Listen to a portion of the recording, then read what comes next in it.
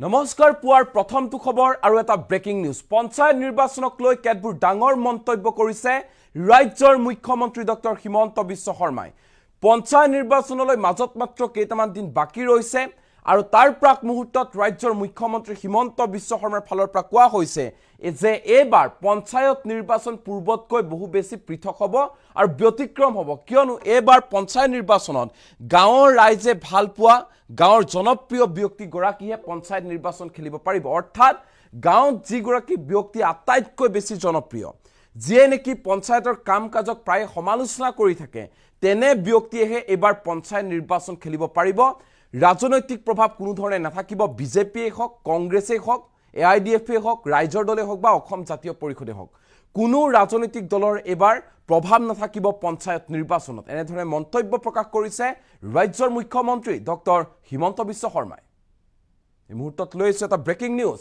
পঞ্চায়ত নিৰ্বাচনক লৈ পুনৰ বৃহৎ মন্তব্য কৰিছে ৰাজ্যৰ মুখ্যমন্ত্ৰী হিমন্ত বিশ্ব শৰ্মাই পঞ্চায়ত নিৰ্বাচনক লৈ মুহূৰ্তত ডাঙৰ মন্তব্য হিমন্ত বিশ্ব শৰ্মাৰ মনোনয়ন পত্ৰ দাখিলৰ পূৰ্বে দিল্লীত মুখ্যমন্ত্ৰী হিমন্ত বিশ্ব শৰ্মাৰ বৈঠক দিল্লীৰ প্ৰায় পঞ্চায়ত নিৰ্বাচনক লৈ কেইবাটাও গুৰুত্বপূৰ্ণ মন্তব্য কৰিছে মুখ্যমন্ত্ৰী হিমন্ত বিশ্ব শৰ্মাই পঞ্চায়তৰ কাম কাজক সমালোচনা কৰা ব্যক্তিয়ে এবাৰ খেলিব পাৰিব নিৰ্বাচন গাঁৱৰ জনতাই ভাল পোৱা গাঁৱত জনপ্ৰিয় ব্যক্তি গৰাকীহে নিৰ্বাচন খেলিব পাৰিব কোনো ৰাজনৈতিক দলৰ এবাৰ প্ৰভাৱ নাথাকিব কোনো ৰাজনৈতিক দলৰ প্ৰভাৱ নাথাকিব কোনো নেতাই খেলিব নোৱাৰিব বিজেপি কংগ্ৰেছ এআইডিএফ অজাপ ৰাইজৰ দলৰ কোনো ধৰণৰ প্ৰভাৱ নাথাকিব পঞ্চায়ত নিৰ্বাচনত সকলোৱে নিৰ্দলীয়ভাৱে কৰিব পাৰিব প্ৰতিদ্বন্দিতা আৰু প্ৰতীক চিহ্ন লগত লৈ নহয় নিৰ্দলীয়ভাৱে পঞ্চায়ত নিৰ্বাচন খেলিব লাগিব প্ৰথমবাৰৰ বাবে দলীয় প্ৰতীক অবিহনে অনুষ্ঠিত হ'ব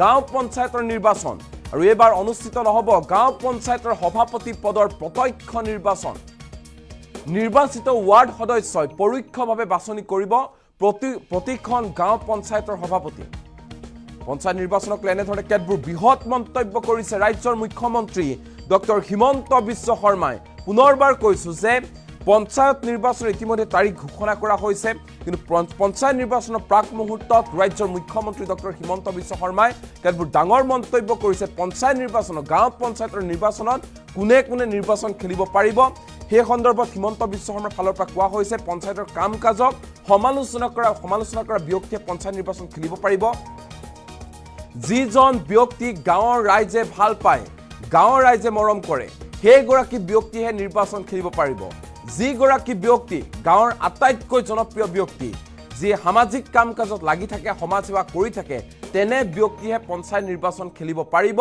কোনো দলৰ নেতা পালি নেতাই পঞ্চায়ত নিৰ্বাচন খেলিব নোৱাৰিব সকলোৱে নিৰ্দলীয়ভাৱে প্ৰতিদ্বন্দিতা কৰিব লাগিব আৰু কোনো ধৰণৰ দলীয় প্ৰতীক নাথাকে প্ৰথমবাৰৰ বাবে দলীয় প্ৰতীক অবিহনে গাঁও পঞ্চায়তৰ নিৰ্বাচন অনুষ্ঠিত হ'ব আৰু এইবাৰ অনুষ্ঠিত নহ'ব গাঁও পঞ্চায়তৰ সভাপতি পদৰ প্ৰত্যক্ষ নিৰ্বাচন যিসকল নিৰ্বাচিত ৱাৰ্ড সদস্য থাকে তেওঁলোকে পৰোক্ষভাৱে বাছনি কৰিব যে প্ৰতিখন গাঁও পঞ্চায়তৰ সভাপতি প্ৰতিখন গাঁও পঞ্চায়তৰ সভাপতি কোন হ'ব আমুক গাঁও পঞ্চায়তৰ সভাপতি কোন হ'ব তাৰ ৱাৰ্ড সদস্যহে নিৰ্ধাৰণ কৰিব যে আমুকক আমি গাঁও পঞ্চায়তৰ সভাপতি হিচাপে নিৰ্বাচিত কৰিছোঁ এনেধৰণে ডাঙৰ মন্তব্য কৰিছে পঞ্চায়ত নিৰ্বাচনক লৈ মুহূৰ্তত ৰাজ্যৰ মুখ্যমন্ত্ৰী ডক্টৰ হিমন্ত বিশ্ব শৰ্মাই পঞ্চায়ত নিৰ্বাচনলৈ মাজত মাত্ৰ কেইটামান দিন বাকী ৰৈছে আৰু তাৰ প্ৰাক মুহূৰ্তত ৰাজ্যৰ মুখ্যমন্ত্ৰী ডক্টৰ হিমন্ত বিশ্ব শৰ্মাৰ ফালৰ পৰা পঞ্চায়ত নিৰ্বাচনক লৈ বৃহৎ মন্তব্য কৰা হৈছে যে পঞ্চায়ত নিৰ্বাচনত এইবাৰ কোনো ৰাজনৈতিক দলৰ প্ৰভাৱ নাথাকিব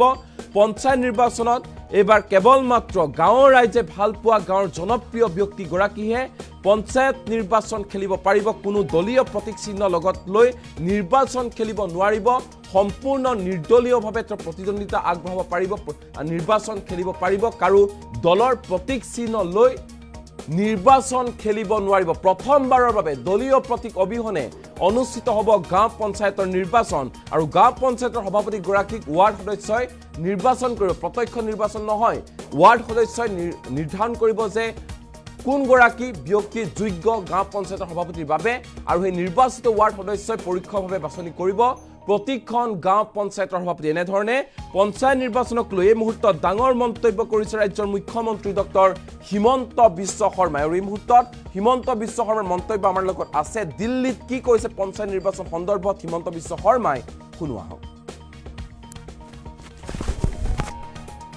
প্ৰেসিডেন্ট এইটো সম্পূৰ্ণ অৰাজনৈতিক ইলেকশ্যন হ'ব আৰু বিজেপিয়ে কোনো কমন চিম্বলত নেখেলে।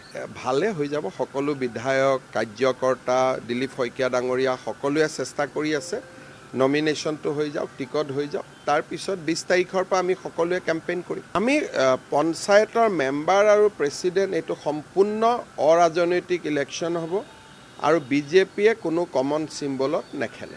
ভালে হৈ যাব। সকলো বিধায়ক, কাৰ্যকৰ্তা, দিলীপ শইকীয়া ডাঙৰীয়া সকলোৱে চেষ্টা কৰি আছে নমিনেশ্যনটো হৈ যাওক, টিকট হৈ যাওক। তাৰপিছত 20 তাৰিখৰ পৰা আমি সকলোৱে কেম্পেইন কৰিম। আমি পঞ্চায়তৰ মেম্বাৰ আৰু প্ৰেসিডেন্ট এইটো সম্পূৰ্ণ অৰাজনৈতিক ইলেকশ্যন হ'ব আৰু বিজেপিয়ে কোনো কমন চিম্বলত নেখেলে। ভালে হৈ যাব। সকলো বিধায়ক, কাৰ্যকৰ্তা, দিলীপ শইকীয়া ডাঙৰীয়া সকলোৱে চেষ্টা কৰি আছে নমিনেশ্যনটো হৈ যাওক, টিকট হৈ যাওক। তাৰপিছত 20 তাৰিখৰ পৰা আমি সকলোৱে কেম্পেইন কৰিম। আমি পঞ্চায়তৰ মেম্বাৰ আৰু প্ৰেসিডেন্ট এইটো সম্পূৰ্ণ অৰাজনৈতিক ইলেকশ্যন হ'ব আৰু বিজেপিয়ে কোনো কমন চিম্বলত নেখেলে। ভালে হৈ যাব। সকলো বিধায়ক, কাৰ্যকৰ্তা, দিলীপ শইকীয়া ডাঙৰীয়া সকলোৱে চেষ্টা কৰি আছে নমিনেশ্যনটো হৈ যাওক, টিকট হৈ যাওক। তাৰপিছত 20 তাৰিখৰ পৰা আমি সকলোৱে কেম্পেইন কৰিম। আমি পঞ্চায়তৰ মেম্বাৰ আৰু প্ৰেসিডেন্ট এইটো সম্পূৰ্ণ অৰাজনৈতিক ইলেকশ্যন হ'ব আৰু বিজেপিয়ে কোনো কমন চিম্বলত নেখেলে।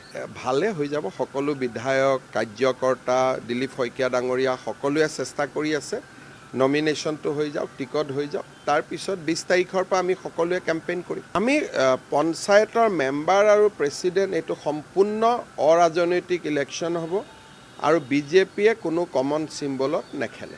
ভালে হৈ যাব। সকলো বিধায়ক, কাৰ্যকৰ্তা, দিলীপ শইকীয়া ডাঙৰীয়া সকলোৱে চেষ্টা কৰি আছে নমিনেশ্যনটো হৈ যাওক, টিকট হৈ যাওক। তাৰপিছত 20 তাৰিখৰ পৰা আমি সকলোৱে কেম্পেইন কৰিম। আমি পঞ্চায়তৰ মেম্বাৰ আৰু প্ৰেসিডেন্ট এইটো সম্পূৰ্ণ অৰাজনৈতিক ইলেকশ্যন হ'ব আৰু বিজেপিয়ে কোনো কমন চিম্বলত নেখেলে। ভালে হৈ যাব। সকলো বিধায়ক, কাৰ্যকৰ্তা, দিলীপ শইকীয়া ডাঙৰীয়া সকলোৱে চেষ্টা কৰি আছে নমিনেশ্যনটো হৈ যাওক, টিকট হৈ যাওক। তাৰপিছত 20 তাৰিখৰ পৰা আমি সকলোৱে কেম্পেইন কৰিম। আমি পঞ্চায়তৰ মেম্বাৰ আৰু প্ৰেসিডেন্ট এইটো সম্পূৰ্ণ অৰাজনৈতিক ইলেকশ্যন হ'ব আৰু বিজেপিয়ে কোনো কমন চিম্বলত নেখেলে। ভালে হৈ যাব। সকলো বিধায়ক, কাৰ্যকৰ্তা, দিলীপ শইকীয়া ডাঙৰীয়া সকলোৱে চেষ্টা কৰি আছে নমিনেশ্যনটো হৈ যাওক, টিকট হৈ যাওক। তাৰপিছত 20 তাৰিখৰ পৰা আমি সকলোৱে কেম্পেইন কৰিম। আমি পঞ্চায়তৰ মেম্বাৰ আৰু প্ৰেসিডেন্ট এইটো সম্পূৰ্ণ অৰাজনৈতিক ইলেকশ্যন হ'ব আৰু বিজেপিয়ে কোনো কমন চিম্বলত নেখেলে। ভালে হৈ যাব। সকলো বিধায়ক, কাৰ্যকৰ্তা, দিলীপ শইকীয়া ডাঙৰীয়া সকলোৱে চেষ্টা কৰি আছে নমিনেশ্যনটো হৈ যাওক, টিকট হৈ যাওক। তাৰপিছত 20 তাৰিখৰ পৰা আমি সকলোৱে কেম্পেইন কৰিম। আমি পঞ্চায়তৰ মেম্বাৰ আৰু প্ৰেসিডেন্ট এইটো সম্পূৰ্ণ অৰাজনৈতিক ইলেকশ্যন হ'ব আৰু বিজেপিয়ে কোনো কমন চিম্বলত নেখেলে। ভালে হৈ যাব। সকলো বিধায়ক, কাৰ্যকৰ্তা, দিলীপ শইকীয়া ডাঙৰীয়া সকলোৱে চেষ্টা কৰি আছে নমিনেশ্যনটো হৈ যাওক, টিকট হৈ যাওক। তাৰপিছত 20 তাৰিখৰ পৰা আমি সকলোৱে কেম্পেইন কৰিম। আমি পঞ্চায়তৰ মেম্বাৰ আৰু প্ৰেসিডেন্ট এইটো সম্পূৰ্ণ অৰাজনৈতিক ইলেকশ্যন হ'ব আৰু বিজেপিয়ে কোনো কমন চিম্বলত নেখেলে।